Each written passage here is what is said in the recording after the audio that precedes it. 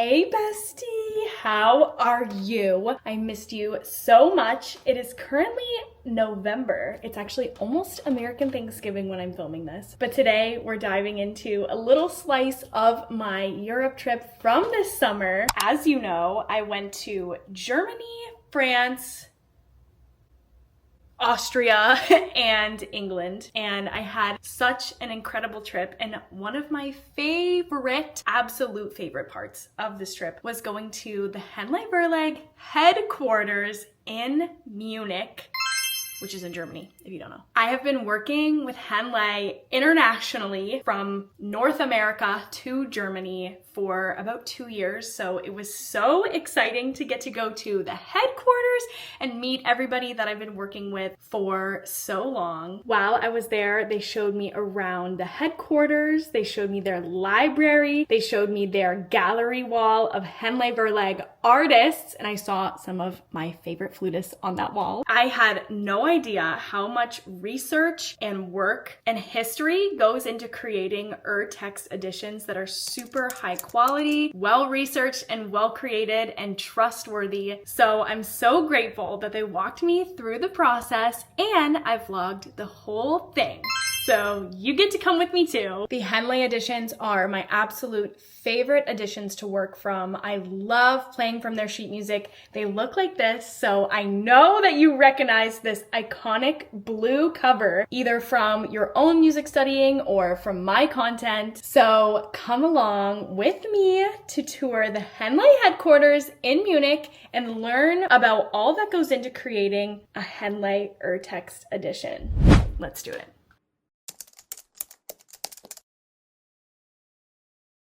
So normally we have, like for each source, we have one little folder, so because we have like so many sources, and it's always big difference is if it's an autograph or just a copy. So like an autograph is always the, it's a very important source because that's what a composer really wrote himself. This is also, I think, a bit interesting because there's been such a big gap in what we did 20 years ago compared to today. So that's how they worked, I don't know, like 20 years ago with really the handwriting. But yeah, so this is really Bach.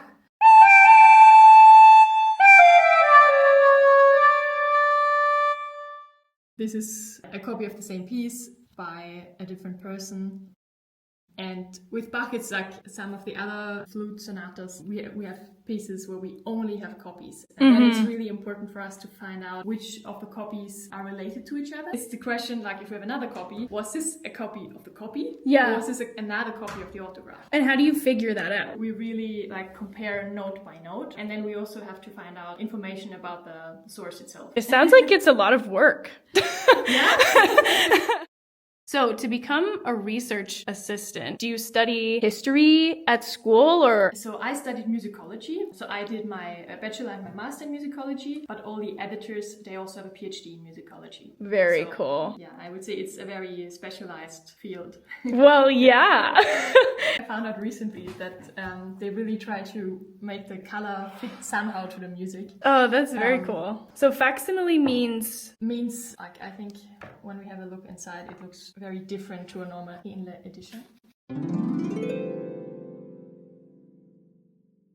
So this is an original Bach handwriting. wow. You can see that he writes pretty precise. So the idea is that people can really play from this. I would say facsimile is interesting for researchers and for like Bach fans who can really have a close look. Back in the day, it was really difficult to get access to the original sources because you would always have to travel to Berlin or to wherever. Yeah. And so the facsimile was the possibility that the original handwriting is accessible to more researcher. Here we have the two Mozart concertos for flute, and we don't have the autograph because the autograph is just not available for research. Does that mean it was destroyed or it's just lost? Just lost. I mean, like, technically it could happen again that one day a library find, Start a looking. drawer.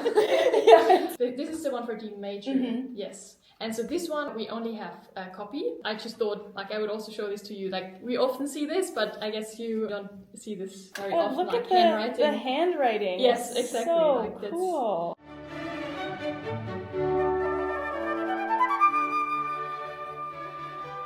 And then the one K313, here we only have first print. Okay. And the thing is that this print is from 1803, which is after Mozart died, but still it's the only source. Wow. And so, like, yeah, where did they go? And this is also from the 19th century, how they did the title pages. Yeah. So this is from the first publishing. Yes. Whoa. And so, I mean, they must have had an autograph source by Mozart or a copy, but that was lost. It's always really difficult for us to make sure we have really the first one. Because prints back in the day, they didn't print like many copies. They would start with like a small number, and when that got sold out, then they would reprint again. Okay. And in the reprint, they sometimes made changes. If they knew about a mistake, they would maybe change it. But sometimes it's also like staccato dots or something like this, would just kind of get lost. I'm not sure if you know like how printing worked back in the day. I don't. Okay. How did because it work? I mean, that's really interesting when you think about it. In a metal plate, they would like engrave it like with a little hammer. Yeah. And so. Oh my gosh, that would take so much time. Yes.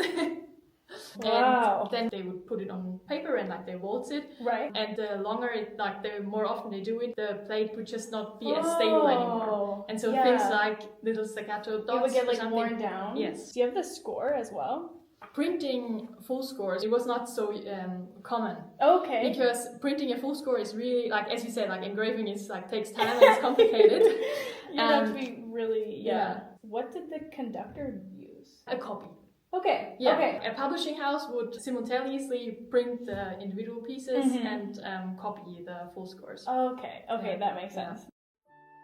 Then, one of the incredible Henle editors showed me some of the sources that they were using to create the Prokofiev Sonata Text Edition, which is now available for flute and piano. I am so excited.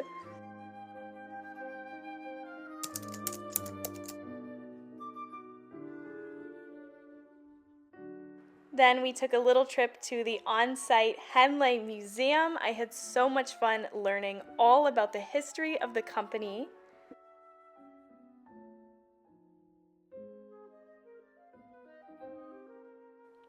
I loved seeing these early attempts at logos and figuring out what the editions were going to look like, and then you can see that once they settled on this blue color, it's barely changed since then.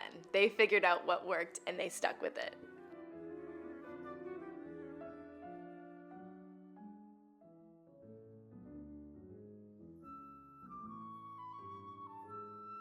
And then we took a trip over to the engraving table. You saw a little bit of this earlier when our friend Sophie, the research assistant, was talking to us about how music printing and engraving worked in the old days.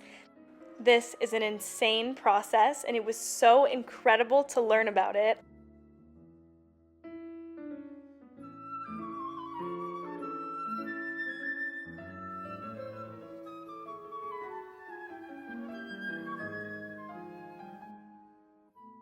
And then we visited the on-site library where I got to see all of the sources and books and richness that all of the researchers work from. It was so inspiring to see all that history and all those books in their library.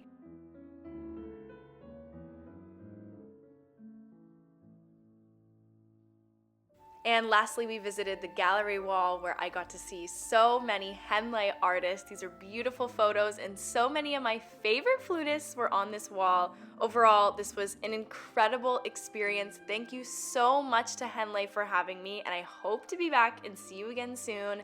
Thanks for coming along with me, and go practice.